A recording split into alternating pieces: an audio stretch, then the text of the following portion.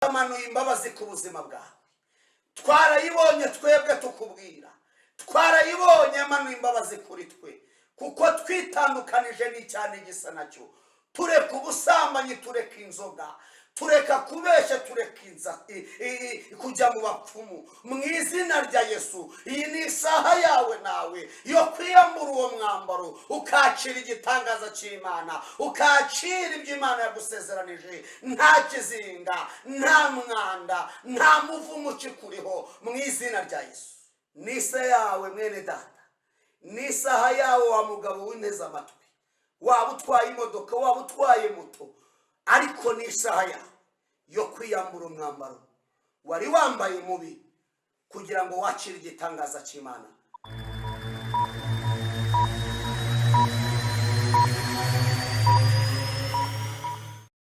Dushima Imana iduhaye umwanya wo kuboneka muri studio za Excellence TV.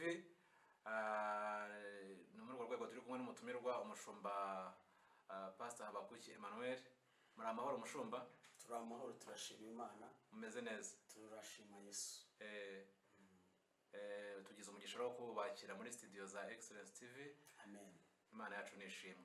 Numva twatangira usabira umugisha usenga kugira ngo ikiganiro tugiye gukora cyangwa inyigisho ugiye gutanga ihembura imitima y'abantu benshi, cyane cyane ko channel yacu ni ivuga butumwa.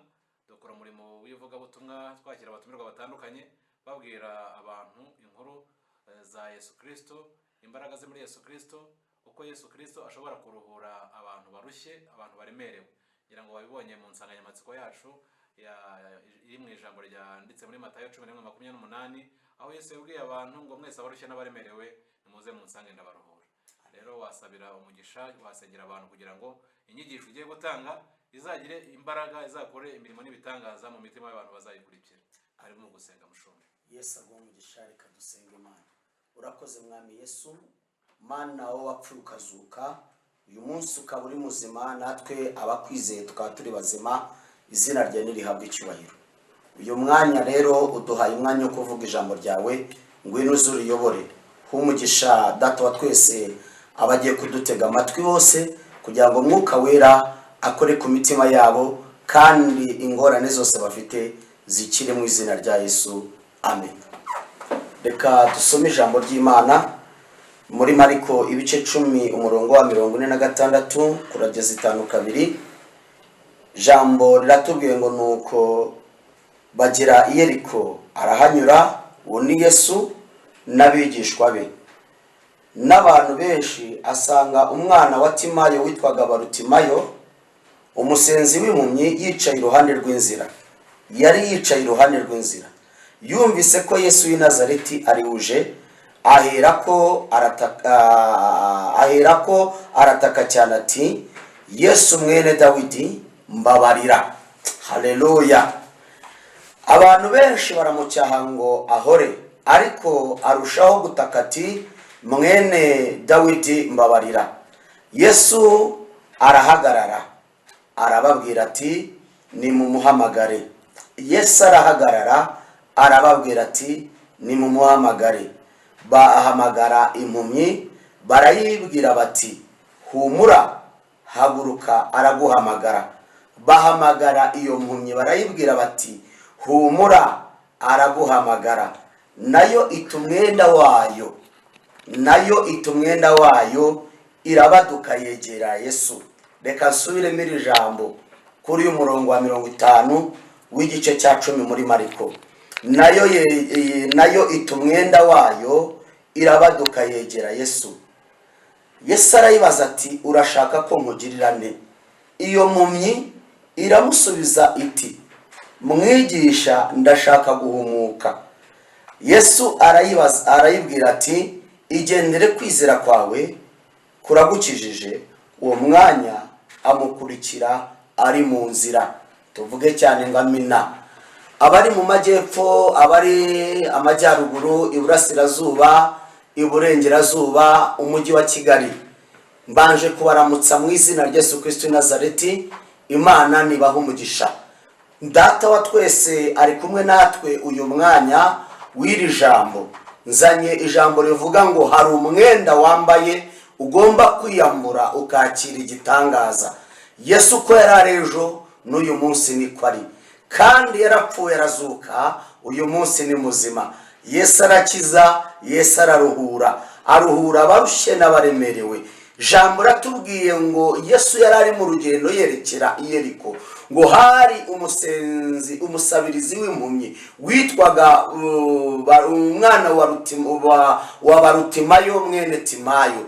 Nguwo ngo yabonye Yesu mwene Dawidi agiye gutambuka, arataka cyane aravuga ati, Yesu mwene Dawidi ngirira imbabazi. Ngo abantu barushaho kumubwira ngo hora, bashaka kumucecekesha. Ndagira ngo nkubwire ngo hari ibintu bishaka kuguca intege byo kugira ngo ntukomeze gusenga. Hari ibintu bishaka kuguca intege, bishaka gutuma wava mu kwizera. Hari ibintu bishaka kuguca intege biri kuza mu matwi yawe bikubwira ngo reka gusenga. Ariko uyu munsi ubyimire, ubyigizeyo, wemere kumva, wemere gukomeza gusenga, wemere kwizera Yesu, wemere guhunga icyaha n'igisa nacyo. Ngo abantu barushijeho kumubwira ngo hora, warushijeho kuvuga ati, Yesu mwene Dawidi ngirira imbabazi. Yesu yiteguye kukugirira imbabazi, Yesu yiteguye kugukiza, Yesu yiteguye kukuruhura, Yesu yiteguye guhindura ubuzima bwawe. Ubuzima bwawe bwari buri mu byaha, ubuzima bwawe bwari mu burwayi, ubuzima bwawe bwari mu bushomeri, ubuzima bwawe bwari mu bwigunge, ubuzima bwawe bwari mu bupfubyi, ubuzima bwawe bwari mu marira, ubuzima bwawe bwari mu gutotezwa. Ariko Yesu yiteguye kukuruhura. Ngo Yesu arangije ngabwira babwiraga iyo mpumyi ngo ceceka. Iyo mpumyi ngirangije ngo barayegera, ngo Yesu arababwira ati, nimugende mumubwire aze hano. Baragenda ngo baramubwira ya mpumyi ngo humura. Nanjye ndakubwiriza isaha Yesu aravugana nawe. Humura wa mudamu we, humura wa mupapa we, humura wa musore we, humura wa mukobwa we, humura wa mushumba we, humura wa mudiyakoni we, humura wa urwaye, waba uri mu bitaro, waba urwariye mu rugo. Yesu arahari kugira ngo akugirire imbabazi, kugira ngo agukize. Mu izina rya Yesu, imbaraga za Yesu ziri kumwe nawe. Mu izina rya Yesu, Yesu yiteguye kukubabarira. Wemere uhunga icyaha. Ngiyo mpumyi bamaze kuyibwira neza ngo humura, araguhamagara. Bibiliya irambwira neza, ijambo riravuze ngo impumyi ntabwo yahise ihaguruka ngo igende, ngo yarahabadadutse, irabadaduka, ngo irahagarara, ngo irangije ita umwenda wayo, ngo yegera Yesu. Hari ibintu yabanje guta. Iyo mpumyi ibanza guta umwenda wayo. Hari umwambaro yabanje kujugunya, umwambaro w'icyaha, umwambaro w'icyaha, umwambaro w'ishyari, umwambaro wo kujya mu bapfumu, umwambaro w'ubujura, umwambaro wo kubeshya, umwambaro wo gushidikanya. Ibanza kuwuta. Izi saha nawe hari umwambaro ugomba guta aka kanya kugira ngo wacire igitangaza. Hari umwambaro ugomba kurekura, ntuwitabane Yesu, ahubwo ukawuta ukegera Yesu. Ngo impumyi imaze kuwuta ngo yegere Yesu, Yesu arayibaza ngo ushaka ko nkugirira ne? Impumyi nayo iravuga ngo databuja ndashaka guhumuka. Aka kanya Yesu arakubaza ngo ushaka ko yakugirira ate? Wa mama we, wa mupapa we, wa musore we, wa mukobwa we, wowe duteze amatwi izi saha, Yesu arakubaza ngo ushaka ko yakugira ate? Yesu ategereje kukuruhura, ategereje kumva icyo umusaba mu izina rya Yesu. Kuko ijambo rambwira neza ngo nimushake Uwiteka bigishoboka akabonwa, nimumwambaze aciri bugufi. Ngo umunyabyaha areke ingeso ze agarukira Uwiteka, nawe azamugirira ibambe. Iyi ni isaha yawe yo kugarukira Imana, ugata umwambaro mubi, umwambaro w'icyaha mu izina rya Yesu. Wowe uri mu majyepfo, wowe uri mu majyaruguru, wowe urasirazuba, wowe uri mu burengerazuba, wowe uri mu mujyi wa Kigali, wowe wibereye iwawe aka kanya, wowe wibereye mu kazi kawe, Yesu aravugana nawe ngo ushaka ko yakugirira ati. Yesu yiteguye kukuruhura, Yesu yiteguye kuguha icyo umusaba, Yesu yiteguye kugukuraho izo zonzi mbi, Yesu yiteguye kugukiza izo ndwara, Yesu yiteguye kugukiza icyo cyaha cyananiranye kuva mu buzima bwawe, icyaha cyo kunywa inzoga, icyaha cyo kubeshya, icyaha cy'ubujura, icyaha cy'ingengabitekerezo mbi. Imana yiteguye kukigukuraho mu izina rya Yesu Kristo Nazareti. Izi nizo saha zawe, iyi ni umwanya wawe wo kugira ngo Yesu akuruhure. Umaze iminsi ugenda wumva umutima wawe ubabaye, umaze iminsi ugenda wumva muri wowe hari ukuntu wumva wabuze amahoro kubera ibiboshe umutima wawe, kubera ibiboshe ibitekerezo byawe, kubera yuko wagenderaga mu nzira mbi, ariko Yesu yiteguye kukuruhura. Umaze iminsi ubabara mu nda, ubabara imbavu, ubabara umugongo, ubabara umutwe, Yesu yiteguye kugukiza, Yesu yiteguye kukugirira imbabazi, agukureho izo karande. Umaze iminsi ushakira ubutsinzi mu bapfumu, ariko ntacyo bakumariye, ariko Yesu we niwe mutsinzi, niwe mutabazi, niwe mujyanama, niwe mukiza. Nawe izi saha awakire Yesu, wakire igitangaza, kuko Yesu yiteguye kukuruhura. Wowe uduteze amatwi, iyi ni isaha yawe. Iyambura umwambaro wambaye, wakira igitangaza cy'Imana. Iyambura umwambaro w'ubujinya, iyambura umwambaro wo kunywa inzoga, iyambura umwambaro wo gutukana, iyambura umwambaro wo kwivuvuta, iyambura umwambaro w'ubusambanyi, iyambura umwambaro wo kujya mu bapfumu, iyambura umwambaro wo kubeshya, iyambura umwambaro w'ishyari, kuko iki gihe ni igihe cyawe, ni igihe cyawe, kuko Yesu yiteguye kukubabarira.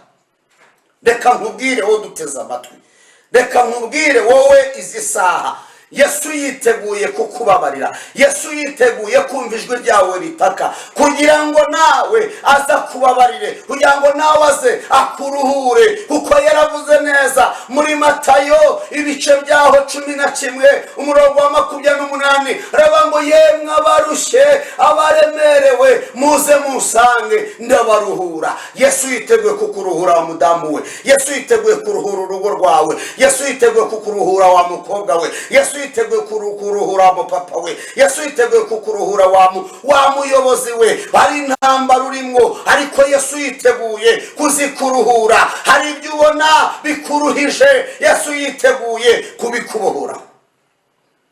Imana ni kumera umugisha, Imana ni kumera umugisha, Imana ni kumera umugisha.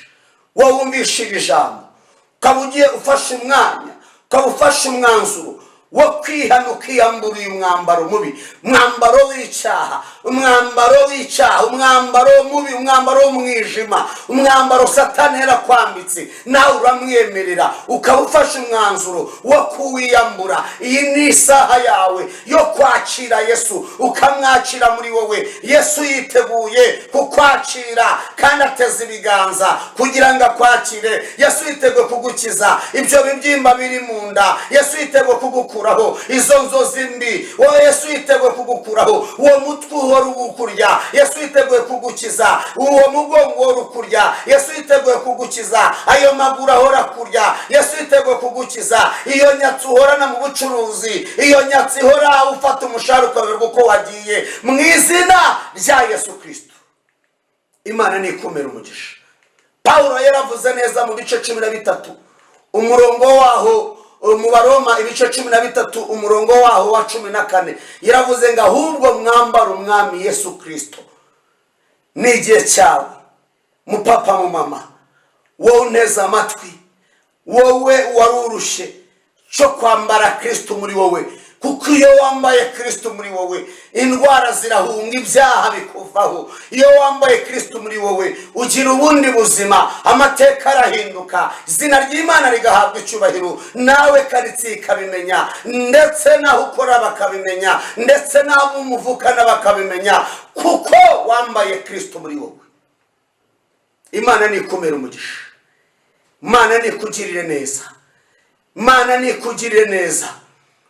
Ndumva umwuka w'Imana avugana nanjye, yewe wa mumama we, yewe wa mupapa we, mu rugo rwawe byari bimeze nabi, ntabwo Kristo mwari muri kumuha umwanya ukwiriye, ariko ni isaha yanyu yo kugira ngo urugo rwanyu mwongere murutuze mu Yesu Kristo. Yewe wa mukobwa we, Imana irimo kukureba, uraho ngaho uri mu gikoni urimo urateka, nawe uraho ngaho urimo uracuruza, nawe uri umupuranta ahantu, ariko Imana iravuganye nanjye ngiyamure uwo mwambaro w'icyaha kugira ngo wacire igitangaza, kuko hari ibyo Imana yavuganye nawe kandi ugomba kubyakira. Hari umwambaro wamaze kwiyambura, kuko uyu munsi ni umunsi Yesu yagutumweho, n'uyu munsi Yesu yagutumweho. Nawe uri muri diaspora, Yesu yiteguye kukuruhura, Yesu yiteguye kugukiza, Yesu yiteguye kukubohora icyaha, Yesu yiteguye